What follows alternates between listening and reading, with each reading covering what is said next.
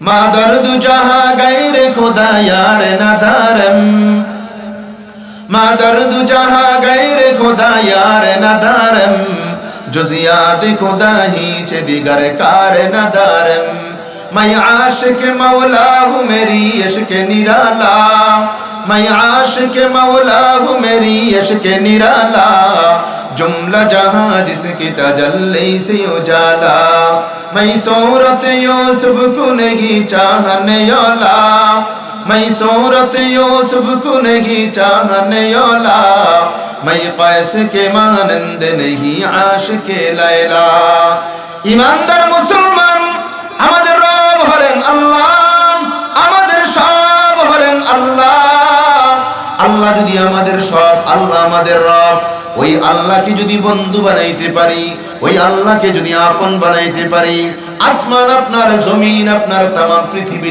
আপনার আর আমার বলেন ঠিক কে ঠিক না जो तू मेरा तू सब मेरा जो तू मेरा तू सब मेरा फलक मेरा ज़मीं मेरी अगर एक तू नहीं मेरा तो कोई शई नहीं मेरी अगर एक तू नहीं मेरा तो कोई शई नहीं मेरी যার জন্য মালিক যার জন্য আল্লাহ তার জন্য আসমান তার জন্য জমিন আমার ভাইরা এই জন্যই তো আল্লাহওয়ালা বুজুর্গরা বলেছেন শামসুল হক ফরিদপুরি রহমাতুল্লাহ আলাইহি বারবার করে বলেছেন ও ভাই তুমি যদি আল্লাহকে পাইলা তাহলে তুমি সব পাইলা তুমি আল্লাহরে পাও নাই তুমি তো কিছুই পাও নাই औलिया ने लाथे मारी दौलते दुनिया पे जाब आपरी पैरों पे उनकी सारे दुनिया सब की सब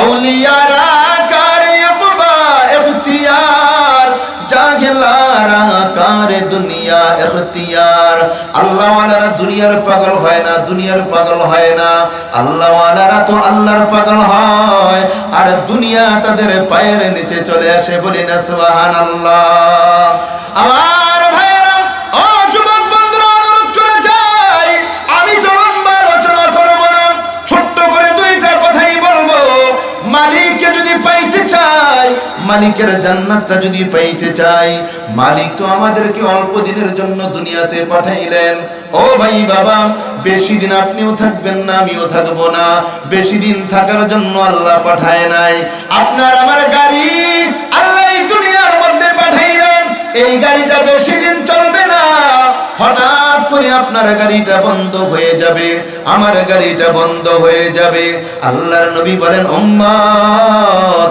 তোমার আমার গাড়িটা থামবে কোথায় থামবে জানো না গো নবী না আমরা তো জানি না নবী বলে উম্মত তোমার গাড়ি চলতেছে আমার গাড়িও চলে কিন্তু মনে রাখবা বেশি দিন চলবে না হঠাৎ করে গাড়িটা থামবে একটা স্টেশনের মধ্যে যে স্টেশনের নাম হলো কবর আল্লাহর নবী বলেন আল কবরু রাউজাতুম মিন রিয়াজিল জান্নাহ আও হুফরাতুম মিন হুফারিন নার নবী বলেন উম্মত তোমার আমার গাড়ি থেমে যাবে কবরের মধ্যে মনে রাখবা এই কবরটা কারো জন্য হবে জান্নাতের বাগান আবার কারো জন্য হবে জাহান্নামের আগুনের গর্ত আমার ভাইরা আল্লাহ তাআলা বলেন রে বান্দা আমি আল্লাহ তোরে এত আদর করে মায়া করে দুনিয়ার মধ্যে পাঠাইলাম অল্প কয়েকটা দিন যদি আমি আল্লাহর গোলামি করতে পারো বেশি দিন গোলামি করার সুযোগ পাইবা না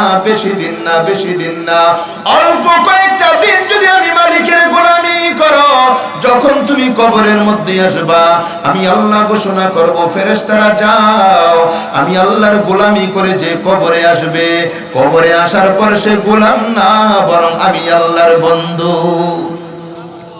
আমার ভাইরা আল্লাহ তো ঘোষণা করবেন ও ফেরেশতারা যাও এই যে বরুড়া এলাকার মানুষ এই পৃথিবীতে আমি আল্লাহর গোলামি করেছে 5 ওয়াক্ত নামাজ জামাতে আদায় করেছে মা বাবার খেদমত করেছে সে যখন কবরে আসলো আমি আল্লাহ ঘোষণা দিলাম সে আমার বন্ধু ফেরেশতারা চলে যাবে আপনার আমার কবরে এই কবরের মধ্যে জান্নাতের বিছানা বিছিয়ে দিবে সুবহানাল্লাহ কবরটা হয়ে যাবে জান্নাতের বাগান এমন একটা ঘুম কবরের মধ্যে আল্লাহওয়ালারা ঘুমাইবে, এক ঘুমে কিয়ামত শুরু হয়ে যাবে।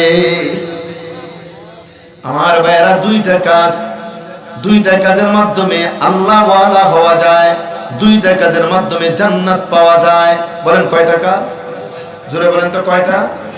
আমি লম্বা কথা না, ছোট্ট কথা, দুইটা কাজ। এক নাম্বার কাজ করব মালিকের গোলামি, দুই নাম্বার কাজ মা বাবার খেদমত, আল্লাহর ইবাদত, মা বাবার খেদমত। পারবো না ইনশাআল্লাহ? বলেন ইবাদত করব কার? আর মা বাবার খেদমত পারবো না ইনশাআল্লাহ? মা বাবা কি জিনিস, মা কি জিনিস, বাবা কি জিনিস। এ যুবক বন্ধুরা, আমি তোমাদের পায়ের মধ্যে হাত দিয়ে বলে যাই, আজকে ওয়াজ হয়, নসিহত হয়, কিন্তু শুনতে ভালো লাগে না, মনে চায় না। বাসায় গিয়ে বসে থাকি, ঘরের মধ্যে থাকি, কিন্তু ওয়াজ নসিহত শুনি না। অথচ সাহাবায়ে কেরাম নবীজির কাছে আসতেন, ইয়া রাসূলুল্লাহ, আপনি আমাকে একটু ওয়াজ করেন, নসিহত করেন, আমি শুনবো। একজন সাহাবী এসে বলেন, ওগো নবী, আপনি আমাকে একটু ওয়াজ করেন। এ সাহাবী, কি ওয়াজ করব? সাহাবী বলেন, ওগো নবী ওয়াজ করেন, মা হকুল ওয়ালিদাইনি আলা ওয়ালাদি। ইয়া রাসূলুল্লাহ, আপনি ওয়াজ করেন, সন্তানের উপরে মা বাবার কি হক, মা বাবার হক সম্পর্কে একটু আলোচনা করেন, ওয়াজ করেন। দয়ার নবী বলেন, আমার সাহাবী শুনো গো, হুমা জান্নাতুকা ওয়া নারুক, তোমার মা বাবা তোমার জন্য জান্নাত, তোমার মা বাবা তোমার জন্য জাহান্নাম। মা বাবা কেমন? সন্তানের জন্য মা বাবা জান্নাত, আবার সন্তানের জন্য মা বাবা জাহান্নাম। আল্লাহর নবী বলেন, যেই সন্তানের উপরে মা বাবা খুশি হয়, ওই সন্তানের উপরে আল্লাহ খুশি, তার জন্য জান্নাত। আর যেই সন্তানের উপরে মা বাবা বেজার, এই সন্তানের উপরে আল্লাহ বেজার, তার জন্য জাহান্নাম। এজন্য ছোট্ট করে কথা, মা বাবার খেদমত করবো বলে ইনশাআল্লাহ। যাদের মা আছে, বাবা আছে, খেদমত করবো তো ইনশাআল্লাহ, করবো তো ইনশাআল্লাহ। আল্লাহ যেন কবুল করেন, সকলে বলি আমিন। হ্যাঁ, বিয়ের আগে অনেক জায়গায় ওয়াজ করলে যে মা বাবার খেদমত করবো তো ইনশাআল্লাহ, যারা বিয়ে করে নাই সবাই দুই হাত উঁচু করে দেখায়, আর যারা বিয়ে করছে তাদের হাতটা উঠতে চায় না, উঠতে চায় না। বিয়ে করার পর আমরা কেমন জানি একটু পরিবর্তন হয়ে যায়। কথাটা এমন না? বলেন না, রাগ করছেন আপনারা? বিয়ে করার পর পরিবর্তন হয়ে যায়। হ্যাঁ, তবে সবাই না, অনেক আল্লাহর বান্দা বিয়ের আগেও মা বাবার খেদমত করে, বিয়ের পরেও খেদমত করে। বলেন ঠিক কি ঠিক না? এক যুবক, ছোট্ট একটা ঘটনা মনে পড়ছে, বলবো। এক যুবক মার খুব সেবা করে, বাবার খুব সেবা করে। হঠাৎ করে বাবাটা মারা গেলেন, ঘরের মধ্যে মা একা। বিয়ে করছে, বিয়ে করার পর বিবিকে বলতেছে, বিবি, আমি কিন্তু আমার মার বড় সেবা করি, তুমিও আমার মার সেবা করবা। বিবি বলতেছে, ঠিক আছে স্বামী, আমি তোমার মার সেবা পরিপূর্ণ করব। কয়েকদিন পর এই যুবকের একটা চাকরি হয়েছে, বাসা নিয়ে থাকবে, চলে গেছে বাসায়, মাকে নিয়ে গেছে, বিবিকে নিয়ে গেছে। বিবির উপর দায়িত্ব, বিবি আমার মার খেদমত করবা, আমার মার সেবা করবা। বিবি বলতেছে, ঠিক আছে, তোমার মার সেবা করব, তোমার মার খেদমত করব। কিন্তু ঘটনাক্রমে ঘরের যে বিবি, এই যুবকের যে স্ত্রী, এই বৃদ্ধা মহিলা, ওনার যে পুত্রবধূ, এইটা পড়ছে দাজ্জাল মার্কা বিবি। কি মার্কা বিবি? দাজ্জাল মার্কা। সবাই কি দাজ্জাল মার্কা হয়? ভালো আছে না? মহিলাদের মধ্যেও ভালো আছে, মন্দ আছে। পুরুষের মধ্যে যেমন ভালো মন্দ, মহিলাদের মধ্যেও ভালো মন্দ। কিন্তু ঘটনাক্রমে এই যুবকের বউটা দাজ্জাল মার্কা। দাজ্জাল মার্কা হওয়ার পরে কি করে? শাশুড়ি মাকে কোনো সেবা করে না, ভালো খাবার দাবার দেয় না। ঘটনাক্রমে এই স্ত্রীরও বাবা মারা গেছে।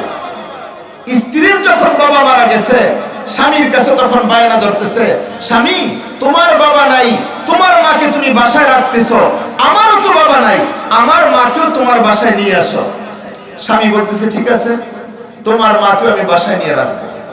এইবার বাসায় নিয়ে আসছে স্ত্রীর মাকে। এখন স্বামী তো সকালে অফিসে চলে যায়, রাত্রে বাসার মধ্যে ফিরে। সারাদিন স্ত্রী ঘরে থাকে, স্ত্রীর মা এবং স্বামীর মা, এই ছেলের মা, দুইজন ঘরের মধ্যে থাকে। কিন্তু দাজ্জাল মার্কা মহিলা যা শুরু করলো, শাশুড়ির উপরে নির্যাতন, শাশুড়িকে কষ্ট দিতেছে, ঠিক মতো খাবার দেয় না, ঠিক মতো গোসল করতে দেয় না, মানে যা যা কষ্ট দেওয়া সব দিতেছে। অনেক দিন হয়ে গেছে, শাশুড়িকে গরম গরম খাবার দেয় না। শাশুড়ির প্লেটে থাকে আগের দিনের পান্তা খাবার, বাসি খাবার, নষ্ট খাবার, আর নিজের মার প্লেটে গরম গরম খাবার, ভালো ভালো খাবার। শাশুড়ি চিন্তা করলেন, হায় রে, আমার ছেলে কামাই করে, আমার ছেলে ইনকাম করে, আমার ছেলের বউ সে রান্না করে, আমাকে দেয় না, তার নিজের মাকে দেয়। আমি পৃথিবীর কারো কাছে বলবো না, শুধু একজনের কাছে বলবো। পৃথিবীর কারো যে নাই, কেউ যার পক্ষে নাই, তার পক্ষে আছেন কে? জোরে বলেন, তার পক্ষে আছেন কে? ছেলের মা বলতেছেন, আমি দুনিয়ার কারো কাছে বলবো না, আল্লাহর কাছে বলবো। মালিক, তুমি আমার জন্য উত্তম ফয়সালা করো। বলেন, উত্তম ফয়সালা করবেন কে? না না, নিজের সন্তানের কাছেও বলবে না। জনম দুঃখিনী মা চিন্তা করলেন, আমার পুত্রবধূ বৌমা আমার প্লেটের মধ্যে গরম গরম খাবার দেয় না, ভালো খাবার দেয় না। এই কথাগুলি যদি আমার ছেলের কাছে বলি, আমার ছেলের মনে কষ্ট হবে, আমার ছেলে ব্যথা পাবে। আমি আমার ছেলের কাছে কোনোদিনও বলবো না, বলবো না। মা কি জিনিস! কিন্তু হ্যাঁ যুবক ভাই, তোমাদেরকে বলি, মানুষ যখন বুড়া হয়ে যায়, মানুষ তখন শিশু হয়ে যায়, বাচ্চাদের মতো হয়ে যায়।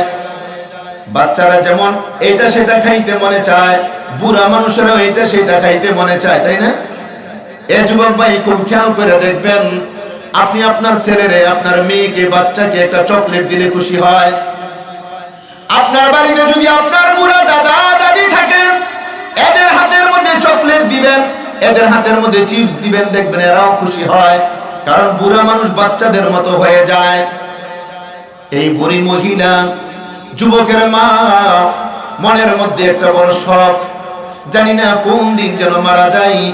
বহুদিন যাবত আমার পুত্রবধূ আমাকে গরম খাবার দেয় না, অনেক দিন হয়ে গেল আমার পুত্রবধূ আমাকে গরম খাবার দেয় না। এজন্য মনের মধ্যে আশা, কোন দিন জানি দুনিয়া থেকে বিদায় হয়ে যায়, আমার পুত্রবধূ যদি আমাকে একদিন গরম গরম খাবারটা দিত, আমি যদি মজা করে খাইতে পারতাম, তারপরে যদি আমার মৃত্যুটা হইতো, কোনো আফসোস থাকতো না, আফসোস থাকতো। হঠাৎ করে একদিন পুত্রবধূকে বলে, ও বৌমা, আমার মনের মধ্যে একটা আশা, তুমি কি পূর্ণ করবা? বৌমা বলে, তোমার আবার মনে কি আশা? বলো কি আশা? শাশুড়ি মা বলেন, এ বৌমা, আমার মনের মধ্যে একটা আশা, নতুন কাপড় পরবো না, না নতুন কিছু দেখবো তা না। বৌমারে, অনেক দিন হয়ে গেল, আমি তো গরম গরম খাবার খাইতে পারি না, তুমি দাও না। জানি না কোন দিন যেন আমি মারা যাই, আমি যেন একদিন গরম খাবার খাইয়া মরতে পারি, আমার পেটে সুন্দর করে একদিন তুমি খাবার দাও। দাজ্জাল বউ বলে, খাইও বুড়ি, মরার পরে কবরে গিয়া খাই। বলে না, নাউজুবিল্লাহ। আর একদিন সকালবেলা শাশুড়ি মা ডাকতেছে, বৌমা, আমার মনের আশা কি পূর্ণ করবা না? ও বৌমা, তুমি কি আমার মনের আশা পূর্ণ করবা না? ওই ঘর থেকে শুনতেছে কলিজার টুকরা সন্তান, হায় রে, ঘটনা কি? আমার মা, তার আবার মনের মধ্যে কি আশা? অফিসে চলে যায় সন্তান, যখন রাত হয়ে যায় বাসার মধ্যে ফিরে বিবিকে জিজ্ঞাসা করে, ও বিবি, বলো না, আমি আজকে আমার মার জবানে একটা কথা শুনলাম, আমার মা তো তোমাকে দেখে বলেছিল, আরে বৌমা, আমার মনের আশা কি পূর্ণ হবে না? এ বিবি, বলো না, আমার মার মনে আবার কি আশা? আমি যদি আমার মার মনের আশা পূর্ণ না করি, তাহলে তো আর কেউ আমার মার মনের আশা পূর্ণ করবে না। বলো, আমার মার মনে কি আশা?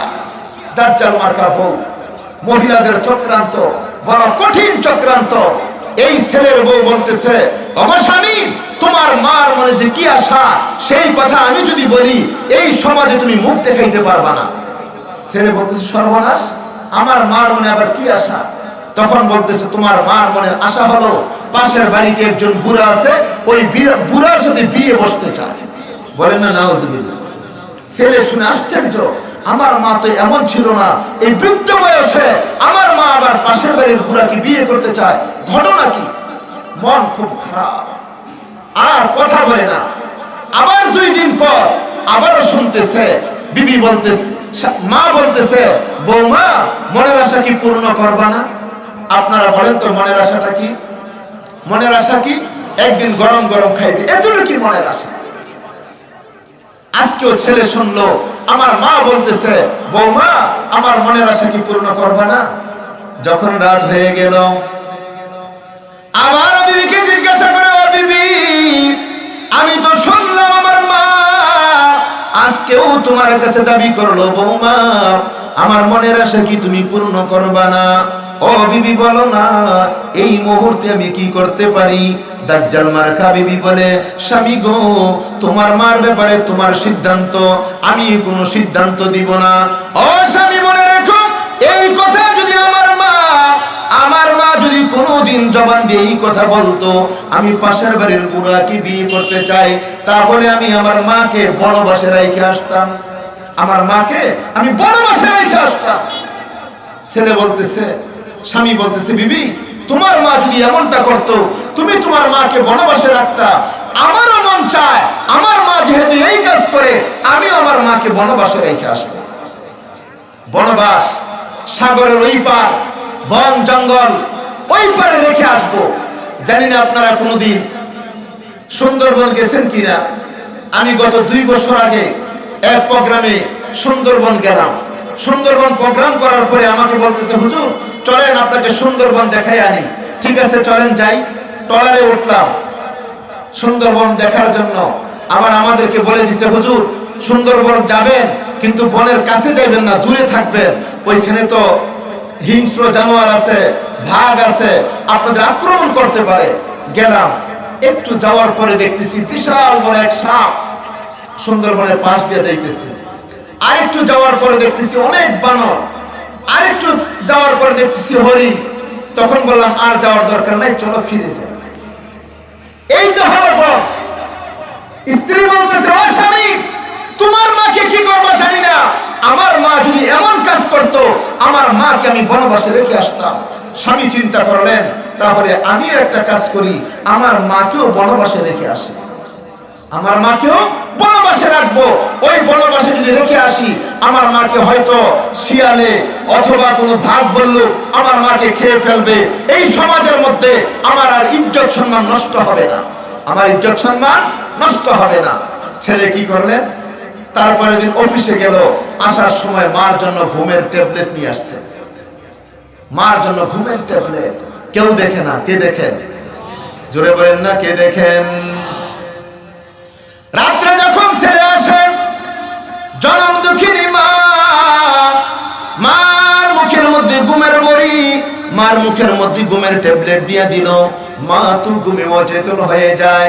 এইবার রাত যখন গভীর হয়ে যায়, মাকে নিয়ে 2 জনের স্বামী আর স্ত্রী, ছেলে আর ছেলের বউ 2 জনে মিলে নৌকাতে উঠায়। নৌকা নদী পার হয়ে বনবাসে রেখে আসবে। বলেন না, কে দেখতেছেন? কে দেখতেছেন? আস্তে আস্তে যখন নৌকাটা ছাড়লো, নদীর মাঝখানে যায়, হঠাৎ দেখতেছে আকাশের মধ্যে বিজলি চমকায়, জোরে জোরে আওয়াজ, বিজলি ঠাড়ার আওয়াজ। সন্তান বুঝতে পারলো না, রে না, জনম দুঃখিনী মার সাথে আমি এমন আচরণ করতেছি, আমার আল্লাহ মনে হয় বেজার হয়ে গেলেন। আসমান থেকে মনে হয় গজব চলে আসবে, গজব গজব চলে আসবে। এইবার দেখতেছেন না, কম্বলের নিচে মা যে শুয়ে আছেন, মা যেন গুনগুন গুনগুন করিয়া কি যেন বলতেছেন। সন্তানের কানের মধ্যে আওয়াজ আসতেছে, মা দোয়া করতেছে, মালিক, জানি না কোন দিন জানি দুনিয়া থেকে বিদায় হয়ে যায়। আরে মালিক, আমার কলিজার টুকরা সন্তান, আমি ছাড়া আর কেউ নাই, কেউ নাই, কেউ নাই। আয় আল্লাহ, আমি যদি দুনিয়া দুনিয়া থেকে বিদায় হয়ে যায়। আয় আল্লাহ, আমার সন্তানের হেফাজত তুমি করিও, আমার সন্তানরে আল্লাহ তুমি ভালো রাখিও। এই দোয়া যখন সন্তান শুনলো, সন্তান এইবার চিন্তা করলো, না রে না, আমার মা তো পাশের বাড়ির বুড়ার পাগল না, মা তো মৃত্যুর জন্য প্রস্তুতি নিতেছেন, মা তো মৃত্যুর জন্য দোয়া করে, মা তো সন্তানের জন্য দোয়া করে। এমন মাকে আমি যদি ভালোবাসে রাখি, কেউ তো দেখবে না, কেউ তো দেখবে না, আমার মালিক তো দেখবেন, আমার মালিক আমাকে গজব দিবেন, আমার মালিক তো আমাকে ধ্বংস করে দিবে। এইবার সন্তানটা বিবিকে বলে, ও বিবি, চলো না, চলো না, আজকে আমার মাকে বনবাসে রাখবো না, আগামী রাত্রে আমি মাকে বনবাসে রাখবো। আকাশের অবস্থা ভালো না, আকাশের অবস্থা ভালো না, চলো আমরা বাসায় চলে যাই। বিবি বলতেছে, চলো আজকে আমরা চলে যাই, বনবাসে রাখবো না, আগামীকাল রাখবো, আগামীকাল রাখবো। মা যে কি জিনিস, বাবা যে কি জিনিস। এইবার আস্তে আস্তে করে বাড়ির দিকে রওনা। বাড়িতে যখন চলে আসলো, বিবি তার ঘরে গিয়ে ঘুমায়। ছেলের চোখের মধ্যে ঘুম আসে না। আসলে ঘটনাটা কি, ঘটনা কি বাস্তব নাকি নাটক, আমাকে জানতে হবে, বুঝতে হবে। বিবি তো ঘুমায় গেল, সন্তান মায়ের পায়ের মধ্যে গিয়ে ধরে, ওগো মা, আমি গভীর রাত্রে তোমার কাছে আসলাম। ও মা, আমি 2 দিন তোমার জবান থেকে একটা কথা শুনলাম, তুমি বারবার করে বলতেছিলে, ও বৌমা, আমার মনের আশা কি পূর্ণ হবে না? মা বলো না, তোমার মনের আশাটা কি? মা চোখের পানিগুলি ছেড়ে দিয়ে বলে, ও সন্তান, আমার কলিজার মধ্যে যে আগুন, এই আগুন আমি তোমার কলিজায় লাগাইতে পারবো না, পারবো না। সন্তান বলে, মা বলো না, বলো না, তোমার কলিজার মধ্যে আবার কিসের আগুন? মা বলে, সন্তান, আমার কলিজার মধ্যে যে কিসের আগুন আমি তোমাকে বলবো না, কারণ তুমি কষ্ট পাইবা, আমি মা হয়ে কোনোদিন তোমাকে কষ্ট দিতে পারবো না।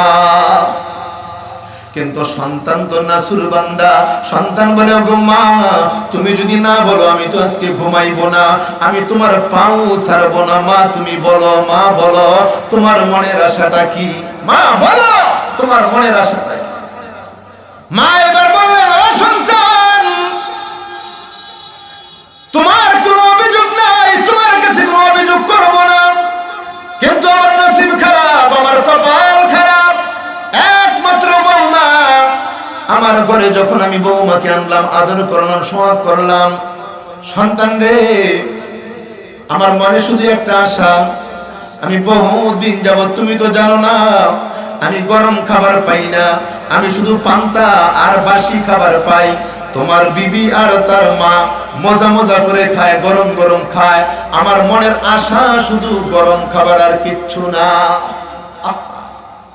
সন্তান বলে, মা, আমার বিবির অপরাধ না, শুধু আমার বিবির অপরাধ না, এর বেশিরভাগ অপরাধ হলো আমার। ও মা, আমি তোমার কেমন সন্তান? সকালবেলা তুমি কি খাইলা, কেন খবরটা নিলাম না? দুপুরে কি খাইলা, কেন খবরটা নিলাম না? রাত্রের খাবারে কি খাইলা রে মা, আমি কেন খবরটা নিলাম না? এই অপরাধ তো আমার। ও মা, তুমি আমারে মাফ করে দাও, ও মা, তুমি আমারে মাফ করে দাও, আমি কেন তোমার 3 বেলার খাবারের খবরটা নিলাম না? যুবক, অনুরোধ করি, শুধু বিবির উপর ভরসা করে থাকবা না, 3 বেলার খবর নিতে হবে। মা কি খান, বাবা কি খান? সন্তান বলে, ও মা, মাফ করে দাও, মাফ করে দাও, আর একটা দিন তুমি শুধু ধৈর্য ধারণ করো, একটা দিন ধৈর্য ধরো গো মা, কালকেই দেখবা তোমার বিরুদ্ধে ষড়যন্ত্র, আমার বিরুদ্ধে ষড়যন্ত্র, পৃথিবীর কেউ দেখে না, বলেন কে দেখেন? আর জোরে কে দেখেন? এরপর দিন রাত্রে যখন সন্তান, স্বামীটা অফিস থেকে আসলো, বিবি তো ঘুমাইতেছে, বিবি তো ঘুমায়। ও বিবি, ঘুমাও কেন? বিবি বলতেছে, স্বামী রে, গতকাল তোমার মারে বনবাসে নিয়ে রাখার কথা ছিল, আকাশের অবস্থা খারাপ ছিল, রাখতে পারো নাই, আমরা রাখতে পারি নাই। ও স্বামী, আগে আগে ঘুমাইলাম, কারণ রাত্রে তো ঘুমাইতে পারবো না, 2 জন মিলে তোমার মাকে নিয়ে বনবাসে রাখবো, 2 জন মিলে বনবাসে রাখবো। ঠিক আছে, তাহলে তুমি ঘুমাও। এবার ছেলে একটা কাজ করছে। কাজ করছে কি জানেন? ঘরের মধ্যে নিজের মা আছে, স্ত্রীর মাও আছে। দুইজনকে ঘুম থেকে উঠাইলেন। উঠানোর পরে নিজের মাকে বলছে, মা তুমি আমার শাশুড়ির বিছনায় যাও। আর শাশুড়িকে বলছে, শাশুড়ি মা আপনি আমার মার খাটের মধ্যে যান। বেড চেঞ্জ, সিট চেঞ্জ, পরিবর্তন করে দিল। মা গেল শাশুড়ির খাটে, শাশুড়ি মার খাটে। যখন পরিবর্তন হয়ে গেল, দুইজন শীতকাল কম্বল গায়ে দিয়ে ঘুম দিল। গভীর রাত, স্ত্রী বলতেছে, স্বামী উঠো। কয় কেন উঠবো? তোমার মাকে বনবাসে রাখবা না? তুমি যদি বলো রাখবো, চলো যাই। এবার স্ত্রী ঘুম থেকে উঠছে, স্বামীকে নিয়ে আসছে স্বামীর মার ঘরে। বলেন তো স্বামীর মার ঘরে কে আছে? শাশুড়ি মা। স্ত্রী ধরছে খাটের কোনা, স্বামী ধরো। বিবি তুমি যদি বলো আমি ধরবো, হ্যাঁ ধরো। ধরছে, নৌকায় উঠাইছে। নৌকায় উঠাই একদম নদী পার করে বনবাসে রাখছে। স্বামী শুধু দেখতেছে, শাশুড়িকে আবার নিয়ে যাবে, কিন্তু দেখতেছে স্ত্রী কি করে। হ্যাঁ, কে দেখেন? বলি না কে দেখেন? জোরে বলেন না কে দেখেন? এইবার যখন নৌকার মধ্যে উঠছে, বিবি খুশি না বেজার? জোরে বলেন বিবি খুশি না বেজার? খুশিতে বিবি বলতেছে, ও স্বামী একটা ভালো কাজ করছো। তোমার মারে তুমি বনবাসে রাখছো। তোমার মাকে যদি তুমি বনবাসে না রাখতা, তাহলে এই সমাজের মধ্যে মুখ দেখাইতে পারতা না, তুমিও মুখ দেখাইতে পারতা না, আমিও মুখ দেখাইতে পারতাম না। স্বামী একটা ভালো কাজ করছো, তোমার মারে বনবাসে রাখছো। স্বামী গো, এত ভালো কাজ যেহেতু করছো, তোমাকে একটা উপহার দিতে হবে, তোমাকে একটু আদর করতে হবে। হ্যাঁ, একটু উপহার দাও, একটু আদর করো। স্বামী তোমার আর নৌকা বাইতে হবে না, বইটা আমার কাছে দাও, আমি নৌকা বাই, তোমাকে ওই পারে নিয়ে যাই। নাও বইটা নাও। স্বামী স্ত্রীর কাছে বইটা দিছে। বইটা দেওয়ার পরে স্বামী এবার নৌকা বাইতেছে। এখন নৌকা বাওয়ার সময়, আপনাদের আশেপাশে কি নদী আছে? নদী নাই। যাদের নদী না থাকলে আপনারা বুঝবেন না। আমাদের বাড়িটা একদম নদীর পারে। যখন ছোট ছিলাম, গ্রামে ছিলাম, গভীর রাত হঠাৎ করে শুনতাম এই যে মাঝিরা নৌকা বাইতেছে আর গান গাইতেছে। নৌকা বাই আর কি করে? গান গায়। মাঝিরা রাত্রে নৌকা বাই আর গান গায়। এখন বিবি বলতেছে, স্বামী এমন ভালো একটা কাজ করছো, বইটা আমার হাতে দাও, আমি নৌকা বেয়ে ওপারে নিয়ে যাই। বইটা নিল আর গান গাইতেছে। কি গান গাইতেছে একটু বলবো? স্ত্রী গান গাইতেছে মনের সুখে। রঙের বইটা বইয়া যায়, স্বামীর মারে রাইখা যায়। স্বামীর মারে রাইখা যায়। স্বামী তো সব বুঝতেছে। হ্যাঁ, রঙের বইটা বইয়া যাও, আমার মারে রাইখা যাও। মনের মধ্যে এত শান্তি। স্বামী বলে, বিবি তোমার গানটা তো সুন্দর, আবার গাও না। স্বামীর মারে রাইখা যায়, রঙের বইটা বইয়া যায়। এবার স্বামী বলে, ও বিবি আমার তো মন চায় তোমার সাথে গানের মধ্যে সুর দেই। বিবি বলে, দাও না, তুমিও সুর দাও, তুমিও গান গাও। স্বামী এবার বলে, বাড়িতে গিয়া দেখো চাই, কর্মা আছে কর্মা নাই।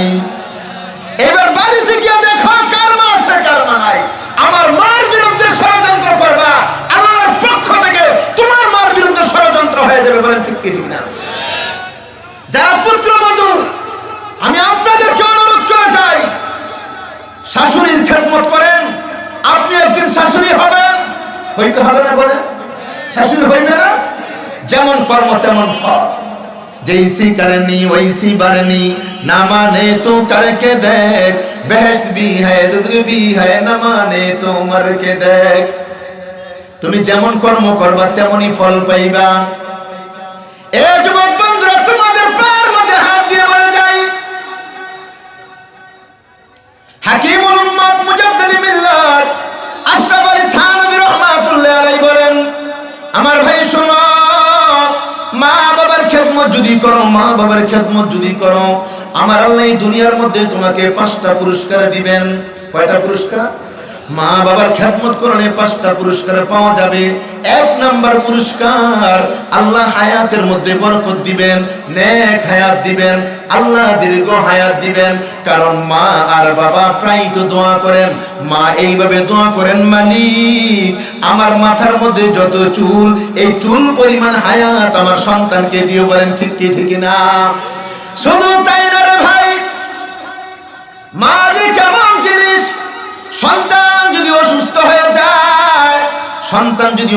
হয়ে যায়, মা দোয়া করে, আল্লাহ আমি যেই সন্তানকে 10 মাস 10 দিন আমার গর্ভে ধারণ করালাম, এই সন্তানটা অসুস্থ, আমি তো সইতে পারি না। আয় আল্লাহ, এই রোগ তুমি আমারে দাও, আমার সন্তানরে তুমি সুস্থ করে দাও। বলেন ঠিক কি ঠিক না? মা এইভাবে দোয়া করে, আল্লাহ আমার সন্তানরে তুমি রোগ দিও না। বাবাও দোয়া করে, আল্লাহ আমার সন্তানরে তুমি রোগ দিও না, এই রোগগুলি তুমি আমারে দিয়ে দাও। 1 নম্বর পুরস্কার আল্লাহ তাআলা হায়াতের মধ্যে বরকত দেন। 2 নম্বর পুরস্কার, মা বাবার খেদমত যারা করবে আল্লাহ তাদেরকে দুনিয়ায় বালা মুসিবত দিবে না, রোগ বিমার দিবে না। বলেন সুবহানাল্লাহ। 3 নম্বর পুরস্কার, যারা মা বাবার খেদমত করবে, মা বাবার সেবা করবে, আল্লাহ তাদেরকে ইজ্জতের চেয়ারের মধ্যে বসাইবেন, সম্মানের চেয়ারের মধ্যে বসাইবেন, এলাকার মধ্যে সম্মান দিবেন, এলাকার মানুষ তাকে ইজ্জত করবে, সমস্ত মানুষ তাকে সম্মান করবে। সুবহানাল্লাহ। সারা দেশের মধ্যে আমার মালিক ইজ্জতের চেয়ারের মধ্যে বসান, সম্মানের চেয়ারের মধ্যে বসান। কোন যোগ্যতার কারণে? কোন ইলমের কারণে? না রে ভাই না, কোন যোগ্যতা না, একমাত্র যোগ্যতা হলো মা বাবার খেদমত, মা বাবার দোয়া। 4 নম্বর পুরস্কার, যারা মা বাবার খেদমত করবে আল্লাহ তাআলা তাদেরকে বাস্তবে হজ করার ব্যবস্থা করে দিবেন। কারণ মা তো এমন জিনিস, বাবা তো এমন জিনিস, মা বাবার চেহারার দিকে তাকাইলে আল্লাহ কবুল হজের সওয়াব দান করেন। বলি না সুবহানাল্লাহ। মা বাবার চেহারার দিকে এক নজর তাকাইলে কবুল হজের সওয়াব। আল্লাহর নবী যখন এই হাদিস বর্ণনা করলেন, আমার সাহাবীরা বলে আলহামদুলিল্লাহ। আব্দুল বাতেন কাসিমি সাহেব হাফিজাহুল্লাহ তিনি চলে আসছেন, আমরা খুশি না বেজা? চিৎকার মেরে বলি তো আলহামদুলিল্লাহ, আর আসলে আলহামদুলিল্লাহ। আমার ভাইরা বলতেছিলাম, মা বাবা এমন জিনিস, মার চেহারা বাবার চেহারার দিকে আল্লাহর কোন বান্দা যদি দয়ার নজরে মায়ার নজরে তাকায়, আমার আল্লাহ তার আমল নামায় কবুল হজের সওয়াব দান করেন। একজন সাহাবী নবীজির সামনে বসা, সাহাবী বলে, ওগো নবী, আমার মা তো আমার ঘরেই থাকেন, আমার বাবা তো আমার ঘরেই থাকেন, আমি তো সব সময় আমার মারেও দেখি, বাবারেও দেখি, আমি যদি আমার মার চেহারার দিকে বারবার তাকাই, 100 বার তাকাই, আল্লাহ কি দান করবেন? আল্লাহর নবী বিশ্ব নবী বলেন, আমার সাহাবী শোনো গো, তুমি যদি 100 বার তোমার মার চেহারার দিকে তাকাও, তোমার বাবার চেহারার দিকে দয়ার নজরে তাকাইতে পারো, আমার আল্লাহ তোমার আমল নামায় 100টা কবুল হজের সওয়াব দিবেন। আমার ভাইয়েরা, যারা নাকি মা বাবার সাথে সুন্দর ব্যবহার করে, মা বাবার চেহারার দিকে দয়ার নজরে তাকায়, আর শত শত হজের সওয়াব পায়, হাজার হাজার হজের সওয়াব পায়, লক্ষ লক্ষ হজের সওয়াব পাইল। এইবার ফেরেশতারা আল্লাহর কাছে দোয়া করে, আয় আল্লাহ, তোমার বান্দা তো হাজার হাজার লক্ষ লক্ষ হজের সওয়াব পাইল, বাস্তবে তো হজ করতে পারলো না। ফেরেশতারা দোয়া করে, মালিক, যার আমল নামায় লক্ষ লক্ষ হজের সওয়াব, আল্লাহ তুমি তাকে বাস্তবে হজ করার ব্যবস্থা করে দাও। মা বাবার খেদমত করলে বাস্তবে হজ করার ব্যবস্থা আল্লাহ করে দেন। বলেন আলহামদুলিল্লাহ। মা বাবার খেদমত যারা করবে, আল্লাহ মৃত্যুর সময় কালিমা নসিব করবেন। মা বাবা, আল্লাহ নবী বলেন, আলা উহাদ্দিসুকুম বিআকবারিল কাবাইর, ও সাহাবীরা, আমি কি তোমাদেরকে কয়েকটা গুনার কথা বলবো, কয়েকটা গুনার কথা বলবো, যেই গুনাহগুলি এত মারাত্মক গুনাহ, কবিরা গুনাহ, বড় বড় গুনাহ। এ সাহাবীরা, 4টা এমন গুনাহ, একটা গুনাহ যদি করো জাহান্নামে যাওয়ার জন্য যথেষ্ট। সাহাবীরা রে, আমি কি তোমাদেরকে এই গুনাহগুলির কথা বলবো? সাহাবীরা বলতেছেন, ক্বালু বালা ইয়া রাসূলুল্লাহ, ওগো নবী, আপনি আমাদেরকে গুনাহগুলির কথাগুলি শোনায়া দেন। এই বড় গুনাহগুলি আমরা কোনোদিনও করব না। আল্লাহর নবী বলেন, আমার সাহাবীরা শোনো, 4টা বড় গুনাহ, এই গুনাহ যদি করো আল্লাহ তোমাদেরকে ছাড়বে না, জাহান্নামের লাকড়ি তোমরা হয়ে যাইবা। এক নাম্বার আল ইশরাকু বিল্লাহ, এক নাম্বার বড় গুনাহ হলো শিরিক করা। দুই নাম্বার গুনাহ হলো কতলুন নাফস, অন্যায়ভাবে মানুষ হত্যা করা। 3 নাম্বার বড় গুনাহ শাহাদাতুজ জুর, মিথ্যা সাক্ষী দেওয়া। 4 নাম্বার বড় গুনাহ উকুকুল ওয়ালিদাইন, মা বাবার নাফরমানি করা। মা বাবার নাফরমানি করলে আল্লাহ তার এই গুনাহ মাফ করবে না। এ ভাইরা, অনুরোধ করে যাই, আমার যুবক বন্ধু তোমাদেরকে বলে যাই, আজকে দোয়ার বড় প্রয়োজন। দোয়া তো আমাদের দরকার। এই জন্যই তো আমরা শুক্রবারে জুমার নামাজ পড়তে যাই। ইমাম সাহেবের কাছে বলি, হুজুর আপনি আমার জন্য একটু দোয়া করবেন, আল্লাহ যেন আমার চাকরির ব্যবস্থাটা করে দেন, আল্লাহ যেন আমাকে বিদেশ যাওয়ার ব্যবস্থা করে দেন, আল্লাহ যেন আমার ব্যবসার মধ্যে সফলতা দান করেন। দোয়া চাই না? মাহফিলের মধ্যে যখন আসি বক্তার কাছে দোয়া চাই, হুজুর আমার জন্য দোয়া করেন, আমার প্রয়োজন যেন আল্লাহ পূর্ণ করে দেন। শুধু চাই না, দোয়ার জন্য পীরের দরবারে যাই, পীর সাহেবের কাছে বলি, হুজুর আপনি আমাদের জন্য দোয়া করবেন, আল্লাহ যেন আমাদের প্রয়োজনটা পূরণ করে দেন। কিন্তু রে ভাই, মনে রাখবেন, মাহফিলের বক্তার দোয়া কবুল হইবে কোনো গ্যারান্টি নাই। কবুল হইতেও পারে, নাও হইতে পারে। আপনার মসজিদের ইমামের দোয়া কবুল হইতেও পারে, নাও হইতে পারে। আপনার পীরের দোয়া কবুল হইতেও পারে, নাও হইতে পারে। আল্লাহর নবী বলেন, উম্মাত পীরের দোয়া কবুল হইতেও পারে, নাও হইতে পারে। বক্তার দোয়া কবুল হইতেও পারে, নাও হইতে পারে। ইমামের দোয়া কবুল হইতেও পারে, নাও হইতে পারে। কিন্তু তোমার মা বাবার দোয়া এমন এক দোয়া, মা বাবা দোয়া করতে দেরি হবে, আমার আল্লাহ দোয়া কবুল করতে দেরি করবে না। এই জন্য আমি অনুরোধ করে যাই, রে ভাই, যদি দোয়া চাইতেই হয় আগে মার কাছে দোয়া চাইবো, যদি দোয়া চাইতেই হয় আগে বাবার কাছে দোয়া চাইবো। পারবো না ইনশাআল্লাহ? মা বাবা যে কি জিনিস, মা যে কি জিনিস, বাবা যে কি জিনিস, যাদের মা নাই, যাদের বাবা নাই, তারাই বুঝে। এ যুবক বন্ধু, আমি তোমাদেরকে বলে যাই, আজ 5 বছর হয়ে গেল আমার বাবার চেহারা আমি একবারের জন্য দেখতে পারি না রে যুবক। যখন মাহফিলের চেয়ারের মধ্যে বসি, আমার সামনে যখন সাদা দাড়িওয়ালা গুলি থাকে, আমি তো বারবার করে তাকাই, আয় আল্লাহ,